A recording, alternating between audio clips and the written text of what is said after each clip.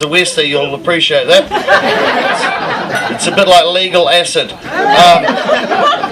But I use the patches, but of course I had to stop using the patches because I got booked for a gig in Wanganui.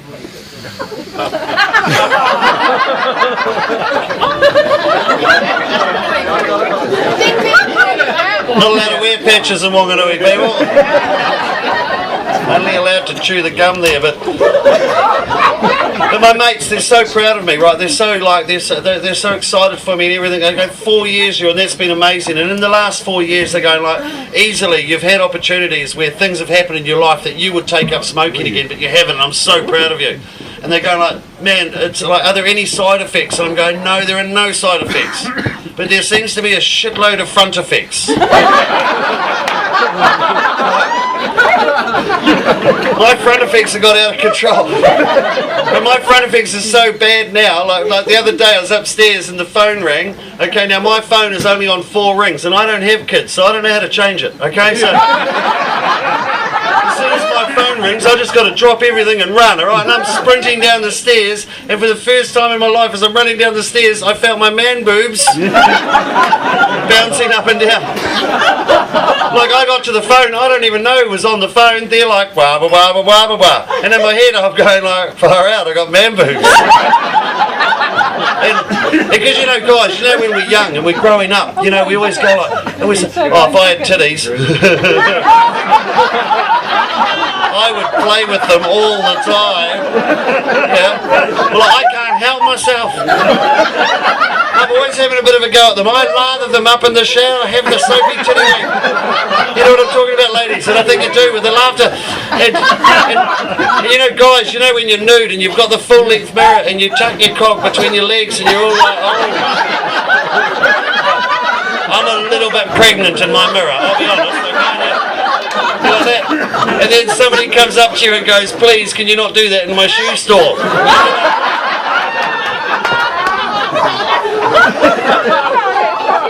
Why have a full-length mirror? I only want to look at my shoes.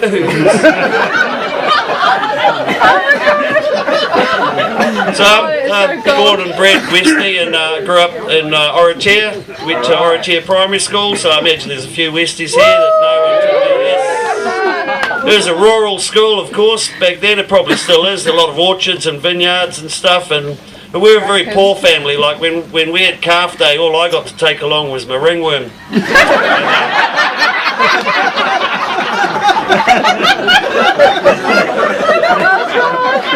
One year it came second.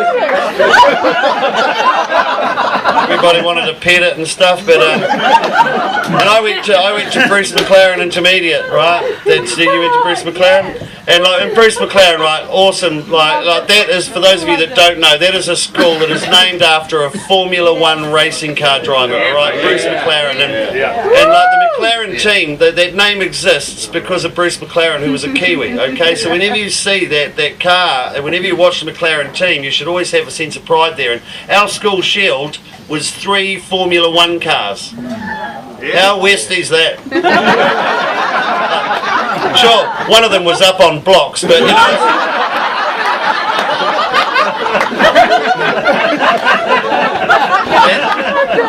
And I actually still remember the school motto to this day. It is, objects in the mirror may seem close than they appear.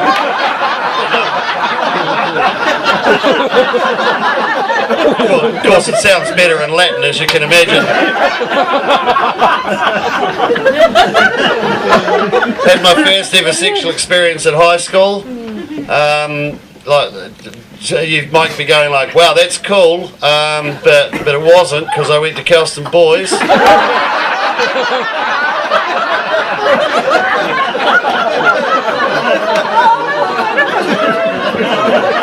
How far am I allowed to go here? I had my very first ever. I got the shirt, right? I got the shirt from my mum for Christmas this year, right? This last year just gone. Mum bought me this shirt for Christmas and an ounce. Because she wanted to get me something that I'd use.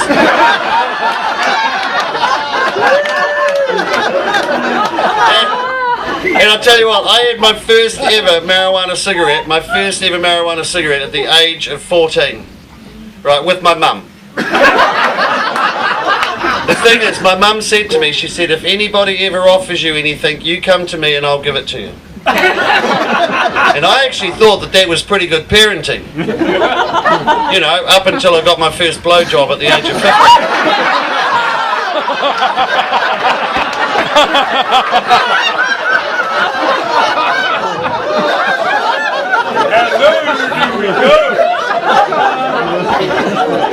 Somebody's walking out on that. Sorry, the jokes get cleaner as the show goes on.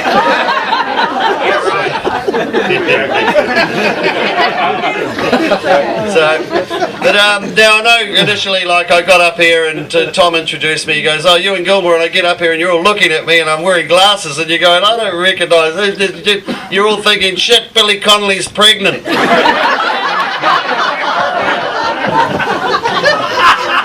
Some people, they don't recognise me with the glasses on, right?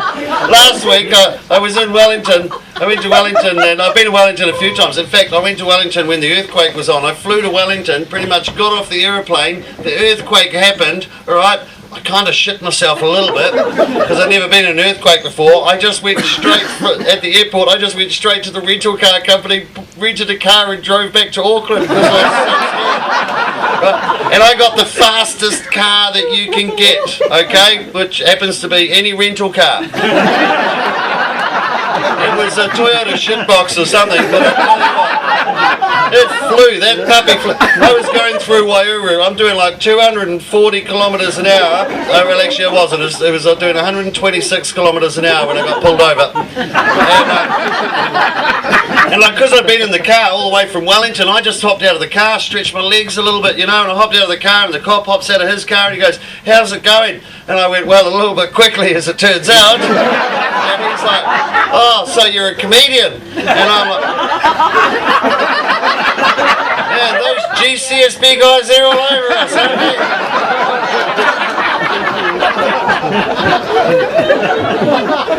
We was flying to Wellington last week. I'm in the airport. I'm in the Corrie Lounge, okay, because I'm filthy rich. Well, I do a lot of fucking training seminars. And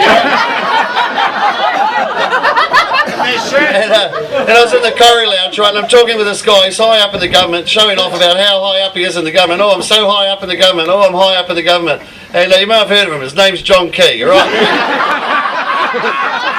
Very, very high up in the government, apparently. And he's looking at me, he goes, "So what are you doing?" I said, "I'm a comedian." He goes, "Really? What's your name?" I said, "I'm Ewan Gilmore." He goes, "You're Ewan Gilmore?" I said, "Yes, I am." And I took my glasses off. He goes, "Oh, you are Ewan Gilmore?" And I'm thinking, that's probably how Clark Kent got away with it for so long. You know those GCSB guys, right? They're all over Kim.com at the moment because you need a shitload of them because he's huge. Right? And they're following him everywhere. He's like on his way home and they're all like, "Yeah, he's just calling in at the supermarket." That's them talking into their sleeve, by the way. They're not looking for like an old-fashioned fight.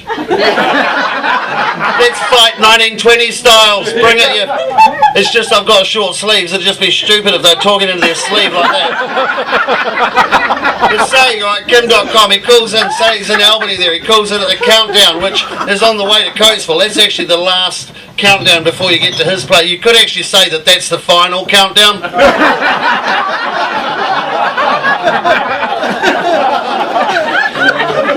Thank you very much. Us old people love those jokes, don't they?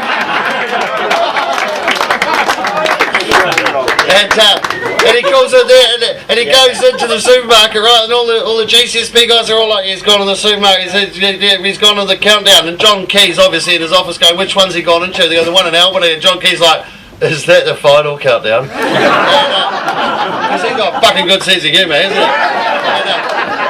And then while he's in the supermarket, Kim.com puts his sunglasses on, puts his glasses on, comes back out, and they're all like, "Fuck, we've lost him." Some really big fat dude has just come out. But I tell you what, these glasses, they've changed my life. They've changed, like I've only been wearing them for like the last 6 months, right? But I've been living in the same house for about 6 or 7 years. Right, and the lady that lives next door, not immediately next door because that's a vacant section, but next to that there's a house and she lives in that house. And she's sexy hot, alright? She's sexy hot. And when she's coming home, she gets to my place and she waves, right? I see her, she's sexy hot, so I wave back. Sometimes I see her coming, so I'm waving first. And then when she gets to my place, she waves. 6 or 7 years I've been waving to this lady, right? I tell my friends I live in a really good neighbourhood, friendly people, neighbours always waving, haven't met her yet, but man, she's sexy hot. And then I got my glasses. Turns out she hasn't been waving. She gets to my place and she reaches up and hits the garage door remote on her sun visor. And I wave. Sometimes I see her coming first, so I wave. Then she reaches up and hits the garage door remote on her sun visor. 6 or 7 years I've been waving to this bitch.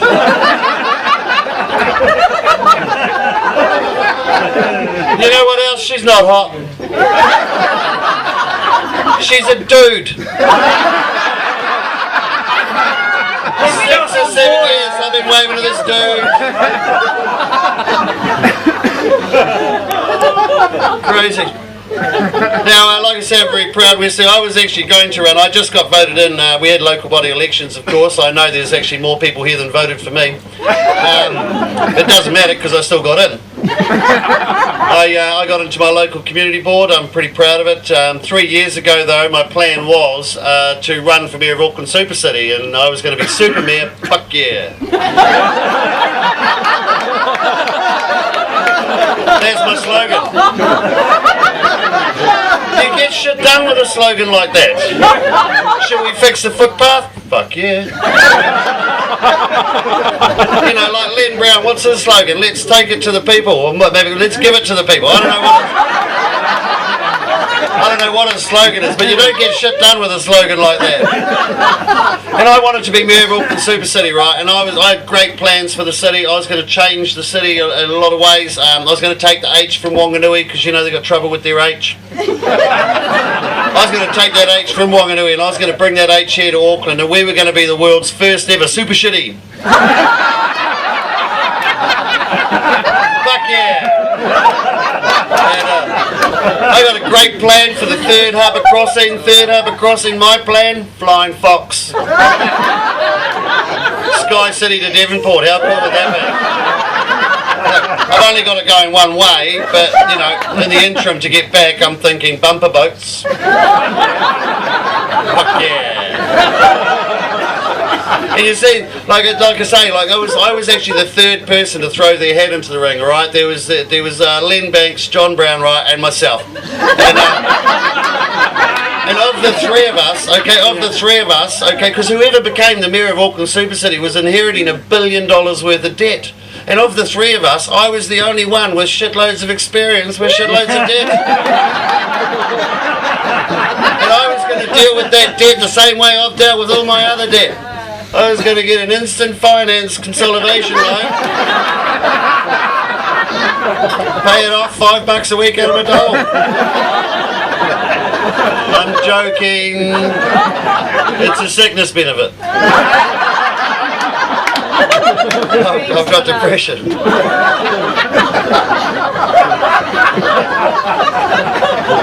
But you know, you get voted into City Council, everybody goes, oh, the comedy, you know, and like I got voted into City Council here in Waitaka, and everybody's, oh, the comedy, eh? Ha! Hey, ha! Hee hee. That's right, there is fuck all comedy in City Council. In the 3 years I was a councillor, I only made 2 jokes. First joke, went through the annual plan. We gave $100,000 to the Pacific Island community so that they could employ 3 people where previously they'd had volunteers. That's actually not the joke. That's premature evaluation. And in Waitaka here, we had a Chinese city councillor, and he was very upset with this money that we gave to the Pacific Islanders, and he stands up and he's like, well, did you know that in 5 years' time the Asian population is going to overtake the Pacific Island population? And without missing a beat, I went, well, Buck, I hope they indicate. I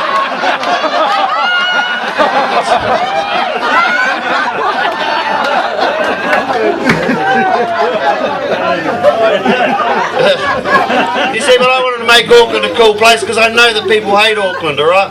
And I love the fact you do the work for the Rotary. That is so cool because they do such a good work, such a good job. And I do a lot of work. I do a lot of charity work, and I know that you're looking at me thinking it should be community work. But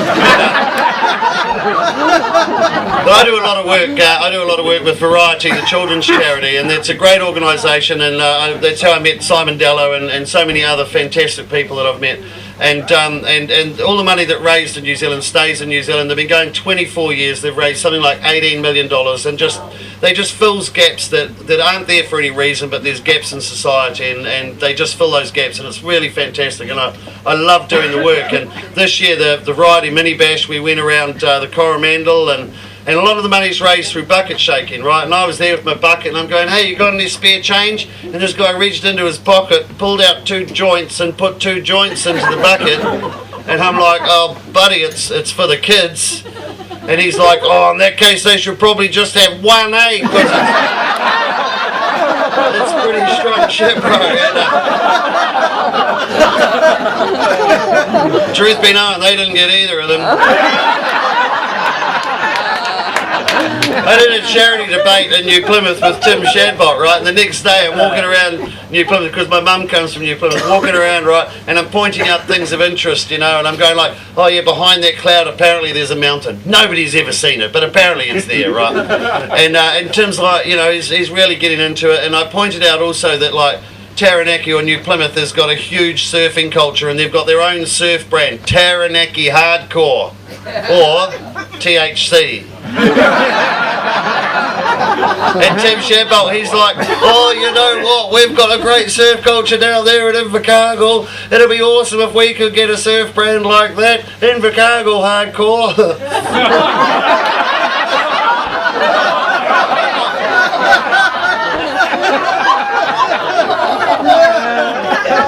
I think you've already got that shit going on down there, Tim. But I know people hate Aucklanders, right? And I know we've got some visitors from overseas, but people people will love an Australian before they love an Aucklander here in New Zealand, because they just hate us. They hate us with a passion. And I've travelled the country. People are always telling me how much they hate Auckland and Aucklanders. And I did a show in Cromwell only a couple of months ago. And after the show, a guy comes up to me and he goes, hey, do you want to come and meet my girlfriend and sister? And I went, sure. And I went over there, and I was actually pretty impressed to find out that girlfriend and sister was 2 different people. Good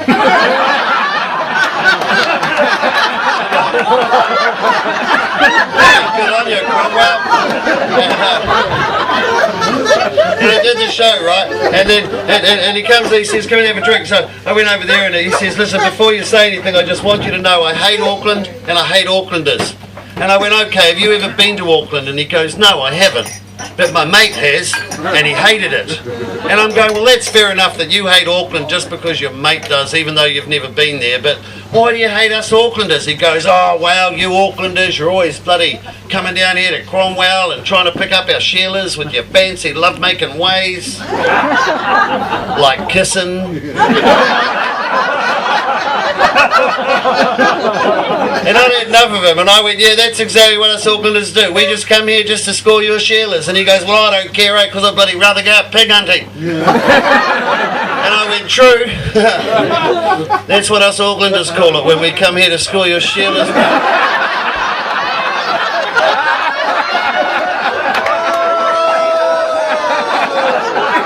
the sad thing about that is it's a true story, okay? And his girlfriend and sister are there, and they're just going like, ah. Oh, no, hang on. But I would make a great mayor of Auckland Super City because I have an open mind, and you have to have an open mind, okay? In fact, when I got sworn as a councillor here in Waitakere, I swore an oath to say that I'd have an open mind. And what they mean by that is that you'll read the agenda, you'll listen to the people, you'll take an active part in the debate, and then you'll make your decision. Now, a lot of politicians, councillors and that, they don't do that. They're aligned with the party. Even if they want to vote no for something, their party tells them to vote yes, they have to vote yes. Well, I wasn't like that. I was truly independent. And whenever we had a contentious issue and it came down to the wire, the other councillors always trying to figure out which way I was going to vote. I'd never let them know. If anything, I would mess with them a little bit. One of the last things we did here in Waitakere before I stepped down was our prostitution law reform bill. Now, the government it made the law. We then had to deal with it. And it was a contentious issue and didn't know how it was going to go. And a couple of days before the meeting, one of the councillors rings me up to see which way I'm going to vote. He rings me up and he goes, "Ewan, what do you think we should do with the prostitution bill?" And I'm like, "Well, pay it."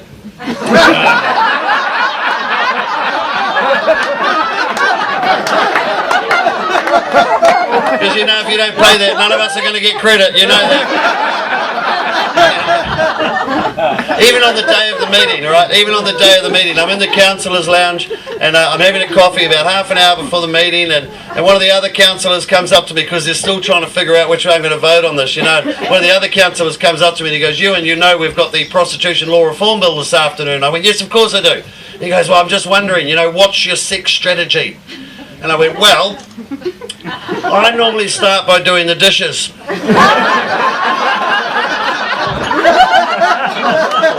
Because she knows something's up if I'm doing the dishes, you know. So either I want some loving or I'm in trouble. Now, let's say actually I'm in trouble, but she offers up the loving. Well, I take full advantage of that loving, knowing that when she finds out that really I'm in trouble, I ain't getting no more loving. Right, this councillor just looks at me and he goes, "No, you idiot. What's your position?" And I went, "Well, this joke's kind of writing itself, really. But if you must know, it's doggy style." I love how the girls clap at that too. Yeah! Because that is the best one. You know, you can both watch TV.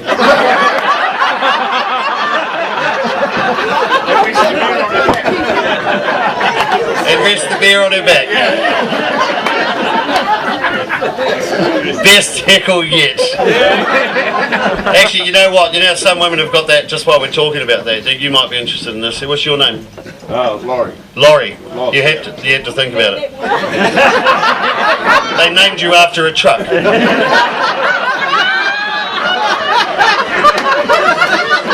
I'd like to say congratulations on beating anorexia, Laurie.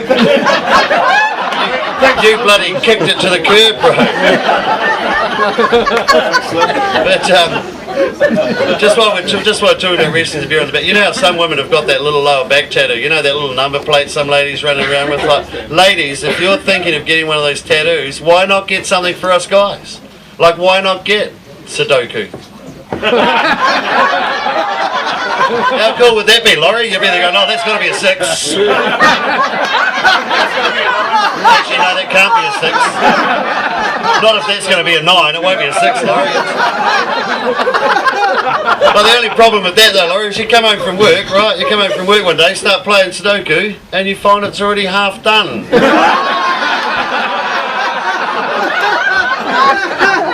Oh, I can see what it's an 8, obviously. See what he's done. He's worked it out on the side, Laurie. That joke doesn't normally go down places